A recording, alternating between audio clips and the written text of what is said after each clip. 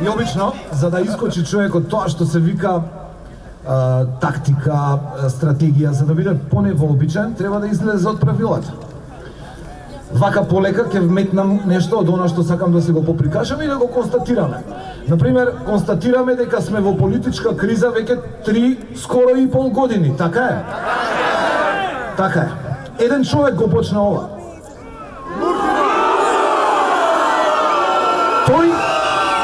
Тој тип не се трошете джабе, ние имаме добра енергија. Тој тип е упорно убеден дека ако бара помош од надвор, ќе живее поубаво внатре. Тоа нема логика. Тоа е како да му купите некому джемпер и да викате дека вас добро ви стои. Тоа нема логика, така?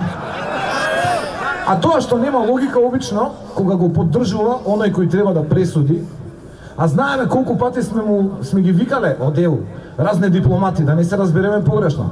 Европјаните се наши браќа и сестри. Тие таму имаат некои чудни луѓе кои не ги бира никој и кои си дозволуваат нели за пари, за некои други чудни мотиви, не навлегуваме, тоа е нивни свет и таму тие се газди. Но кога нивниот свет сака да се наметне врз нашата животна структура, низ тоа што го викаме секојдневие или добар ден, тогаш се нервираме кога има неправди, така? Ова е многу ризично, но ќе ви кажам како јас ја гледам ситуацијата, ризично, бидејќи на вакви масовни собери, кај што треба да врне, да го поздравиме небото. Тоа денеска не врне врз нас, бидејќи вчера го истрошивме дождот, и од таму не гледаат нашите предци кон кои имаме обврска.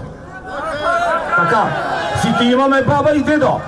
И сите баби и дедовци имале заеднички филм кој ние денес сакаме да не престане. Да ве подсетам, можеме уште долго да живееме во криза и ќе живееме во криза додека не чујат. Додека оној кој пресудува не научи или оној кој сака да се наметне и да биде дел од нас, да биде возач во колата Македонија. Автомобилот Македонија оди кон Брисел, на исти автопат. Има еден автомобил, се вика Бугарија, еден се вика Србија, еден се вика Албанија.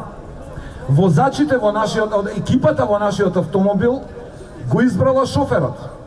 Упорно некој сака да биде неизбран шофер, така? И тука веќе нема срекно патување, тука веќе има и наетење по пат. Но ние патуваме на кај Брисел. Тие што лажат дека не им се допаѓа во наше друштво, а сакаат да бидат главни фраери, можат да ги симнеме на бензинска и да продолжиме без нив. Ова не го говорам дека некого ќе бркаме од Македонија, не, туку некого ќе мора да избркаме од вестите, од политичката сцена, да кажеме the end, крај за филмот на двоен стандард и изигрување на она што го викаме реалност или логичност. Ние викаме да за логиката, ве поздравувам, правиме добро дело, 53-ти ден, да ги подсетам овие што се прават дека не се слуша. Дека има решение, избори, има и други решенија, кои не ги посакуваме и кои упорно сакаат да не ги залепат. Малце се опуштив, не мислев волку да зборувам, ама вие сте криви. Вие сте најдобрата публика. Сега, ќе ве поздравам вас, ќе ви заблагодарам затоа што никогаш не сте си дале сами аплауз на себе. Дајте си еден аплауз. А вие дома што гледате телевизија, да знаете дека и вас ве сакаме. И сакаме и од вас аплауз. И ако треба, ќе дојдеме пак и ќе се видиме пак овде.